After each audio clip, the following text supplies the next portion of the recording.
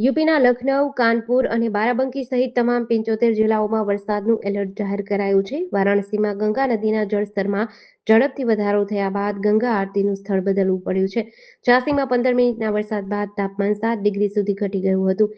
રાજસ્થાનમાં ચોમાસું હજુ પણ વિરામ પર છે. રાજ્યમાં અત્યાર સુધીમાં સામાન્ય કરતાં 21% ઓછો વરસાદ થયો છે. જ્યારે મધ્યપ્રદેશના ભોપાલ અને ઇન્દોર સહિત 44 જિલ્લાઓમાં શનિવારે વરસાદનું એલર્ટ છે. બંગાળની ખાડીમાં સક્રિય લો પ્રેશર એરિયા અને રાજસ્થાનમાં સક્રિય ચક્રવાતી પરિભ્રમણને કારણે આગામી દિવસોમાં વરસાદ વધુ વધી શકે છે. જ્યારે અરુણાચલ પ્રદેશમાં સતત વરસાદને કારણે પૂર અને ભૂસ્ખલનની સ્થિતિ હજુ પણ ગંભીર બની છે. છેલ્લા 24 કલાકમાં અપર સુબનસિરી જિલ્લાના ગીબા, નીલિંગ, ચેતમ અને દાપોરિજો સર્કલોના 35 ગામોમાં ફ્લેશ ફ્લડ અને ભૂસ્ખલન થયું છે. પૂરથી અત્યાર સુધીમાં 1,13,674 લોકો પ્રભાવિત થયા છે. હૈદરાબાદની સ્કાયરૂટ એરોસ્પેસે આજે શનિવાર 18 જુલાઈના રોજ ભારતનું પ્રથમ પ્રાઇવેટ ઓર્બિટલ રોકેટ વિક્રમ-1 લોન્ચ કર્યું. આ ટેસ્ટ પહેલા જ પ્રયાસમાં સફળ રહ્યો. આ સફળતા પર પીએમ મોદીએ સ્કાયરૂટના ફાઉન્ડર પવનકુમાર ચંદના સાથે વાતચીત કરી અને અભિનંદન પાઠવ્યા હતા.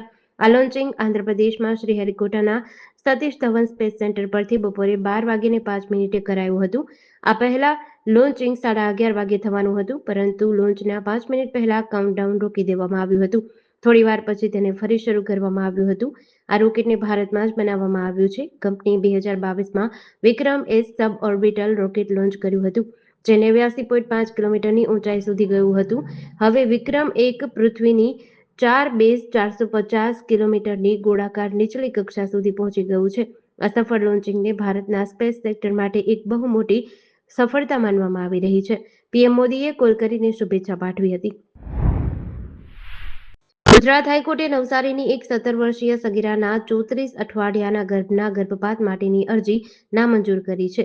સગીરા સાથે તેના જ સગા મોટા ભાઈએ દુષ્કર્મ આચર્યું હતું, જેના કારણે તે ગર્ભવતી બની હતી. આ તબક્કે ગર્ભપાત કરવાથી સગીરાના જીવને જોખમ હોવાના મેડિકલ રિપોર્ટના આધારે કોર્ટે કુદરતી પ્રસૂતિ સુધી ગર્ભાવસ્થા ચાલુ રાખવા આદેશ કર્યો છે. આ સાથે જ કોર્ટે બાળકના જન્મથી લઈને દત્તક આપવા સુધીની તમામ પ્રક્રિયા અને ખર્ચ અંગે રાજ્ય સરકારને નિર્દેશ આપ્યો છે. આ ચકચારી ઘટનાનો ખુલાસો ત્યારે થયો જ્યારે સગીરા તેની મોટી બહેન સાથે તેના બાળકને પોલિયોના ટીપા પીવડાવવા આંગણવાડીમાં ગઈ. ત્યાં હાજર સ્વાસ્થ્ય કાર્યકર બહેને સગીરાને જોઈને તેની ગર્ભવતી હોવાની શંકા વ્યક્ત કરી હતી. ત્યારબાદ પ્રેગ્નન્સી કિટથી ટેસ્ટ કરતા સગીરા ગર્ભવતી હોવાનું સામે આવ્યું હતું. બાદમાં સગીરાની મોટી બહેન તેણીને ડોક્ટર પાસે લઈ ગઈ હતી અને સોનોગ્રાફી કરતા તેને 7 મહિનાથી વધુનો ગર્ભ હોવાનું સામે આવ્યું હતું. ઈરાનની ઇસ્લામિક રેવોલ્યુશનરી ગાર્ડ કોર્પ્સે દાવો કર્યો કે હોર્મુઝ સ્ટ્રેટમાં 2 તેલ ટેન્કરોમાં વિસ્ફોટ થયો. આઈઆરજીસીએ જણાવ્યું કે અમેરિકી ગુપ્તચર એજન્સીઓની ખોટી માહિતીના કારણે બંને ટેન્કર સમુદ્રમાં બિછાવેલ માઇન્સ સાથે અથડાયા બાદ આગની લપેટમાં આવી ગયા. જોકે અમેરિકી સેન્ટ્રલ કમાન્ડે દાવો કર્યો છે અને આ દાવાને ખોટો ગણાવ્યો છે. વળી સેન્ટકોમે કહ્યું કે તેણે સતત 7મી રાતે ઈરાનના સૈન્ય ઠેકાણાઓ, હથિયાર ભંડારો અને દરિયાઈ સૈન્ય ક્ષમતાઓ પર હુમલા કર્યા. અલ જઝીરા અનુસાર આ હુમલાઓમાં સિરિક, બુશેહર, બંદર અબ્બાસ, કેશ્મ દ્વીપ અને યઝદને નિશાન બનાવવામાં આવ્યા હતા. બીજી તરફ ઈરાની સાંસદ અહમદ બક્ષાયેસ અર્દેસ્તાનીએ ચેતવણી આપી કે જો અમેરિકાએ જમીની હુમલો કર્યો તો ઈરાન કુવૈત અને બહરીનમાં ઘૂસી જશે અને ત્યાં હાજર અમેરિકી સૈન્ય ઠેકાણાઓને તબાહ કરી દેશે. પંચમહાલ અને સાબરકાંઠા બાદ હવે જામનગરમાં પણ ચાંદીપુરા વાયરસના કેસ નોંધાયા છે. જામનગરની સરકારી જીજી હોસ્પિટલમાં હાલમાં દેવભૂમિ દ્વારકાના એક બાળક સહિત કુલ 3 શંકાસ્પદ બાળ દર્દી સારવાર હેઠળ છે, જે તમામની હાલત અત્યંત નાજુક હોવાનું જાણવા મળ્યું છે. ગુજરાતમાં આ રોગચાળાને કારણે અત્યાર સુધીમાં 11 બાળકના મોત થયા છે, જેમાં 3 પોઝિટિવ અને 8 શંકાસ્પદ બાળકના મોત થયા છે, જેના કારણે સમગ્ર રાજ્યનું આરોગ્ય તંત્ર એલર્ટ છે. મહત્વનું છે કે પંચમહાલમાં અને સાબરકાંઠામાં 13 કેસ નોંધાયા છે. જામનગર શહેરમાં ચાંદીપુરા વાયરસના 2 શંકાસ્પદ કેસ સામે આવ્યા છે, જેમાં શહેરના વોર્ડ નંબર 6માં આવેલા ગણપતનગર વિસ્તારનો 1 વર્ષનો બાળક અને ઢીંચડા રોડ પર રવિ પાર્ક વિસ્તારના અન્ય એક બાળકનો સમાવેશ થાય છે. આ બંને બાળકને અત્યંત ગંભીર હાલતમાં હોસ્પિટલ લાવવામાં આવ્યા હતા. આ ઉપરાંત દેવભૂમિ દ્વારકા જિલ્લામાંથી પણ એક બાળ દર્દીની શંકાસ્પદ લક્ષણો સાથે જામનગરની જીજી હોસ્પિટલમાં રિફર કરાયો છે. જૂનાગઢ ગિરનાર પર્વત પર યાત્રાળુઓની સુરક્ષાને ધ્યાનમાં રાખીને વહીવટીતંત્ર દ્વારા આજથી જ અવરજવર માટે ઇન આઉટ ઓનલાઈન રજીસ્ટ્રેશન શરૂ કરવાની જાહેરાત કરી હતી.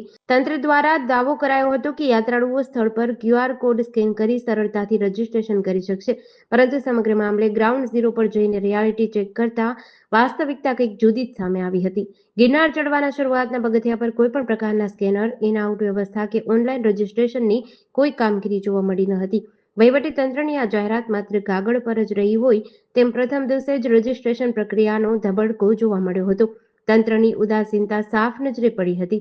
અહીં આવેલા પ્રવાસીઓ પોતે ડિજિટલ રજીસ્ટ્રેશન કરવા માટે ખૂબ જ ઉત્સુક દેખાતા હતા, પરંતુ ગ્રાઉન્ડ પર કોઈ વ્યવસ્થા ઉપલબ્ધ ન હોવાથી તેમને ભારે હાલાકી ભોગવવી પડી હતી.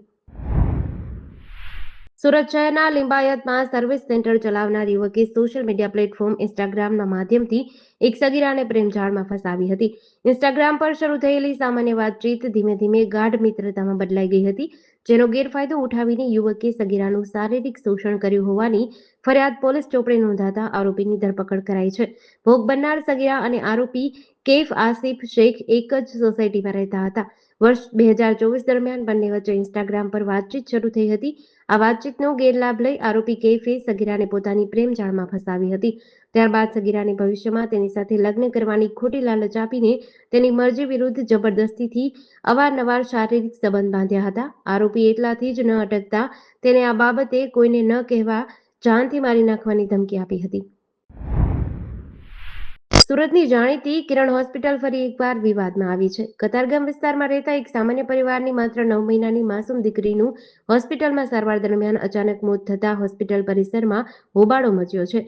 મૃતક બાળકીના પરિવારજનોએ હોસ્પિટલના તબીબો અને સ્ટાફ પર ગંભીર તબીબી બેદરકારીનો આક્ષેપ લગાવ્યો છે. પરિવારનો દાવો છે કે બાળકીના ગળાના ભાગેથી સોય કાઢવામાં આવ્યા બાદ તેની તબિયત એકાએક લથડી હતી અને ટૂંક જ સમયમાં તેણે અંતિમ શ્વાસ લીધા હતા. આ ઘટનાને પગલે હોસ્પિટલ તંત્ર દોડતું થઈ ગયું છે અને વાતાવરણ તંગ બની ગયું છે. કતારગામ પોલીસે તાત્કાલિક ઘટના સ્થળે પહોંચી તપાસ હાથ ધરી છે. ગીર સોમનાથ જિલ્લા પોલીસ વિભાગના મોટા પાયે બદલીના આદેશ જારી કરાયા છે. જિલ્લા પોલીસ વડા જયદીપસિંહ જાડેજાએ એક સાથે 140 પોલીસ કર્મચારીઓની અરસપરસ બદલી કરી છે.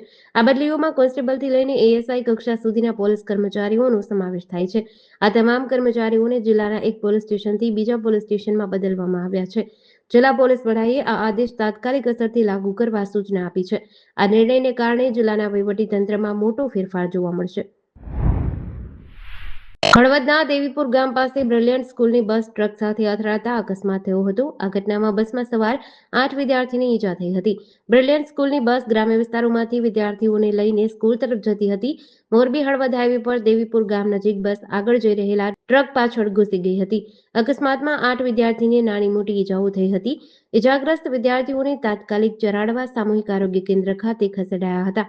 તેમાંથી 2 વિદ્યાર્થીને વધુ ગંભીર ઈજાઓ હોવાથી તેમને મોરબીની હોસ્પિટલમાં દાખલ કરાયા છે. આ બનાવ અંગે હળવદ તાલુકા પોલીસ સ્ટેશનમાં જાણ કરવામાં આવી હતી. પોલીસે અકસ્માતની નોંધ કરીને આગળની કાયદેસરની કાર્યવાહી હાથ ધરી છે.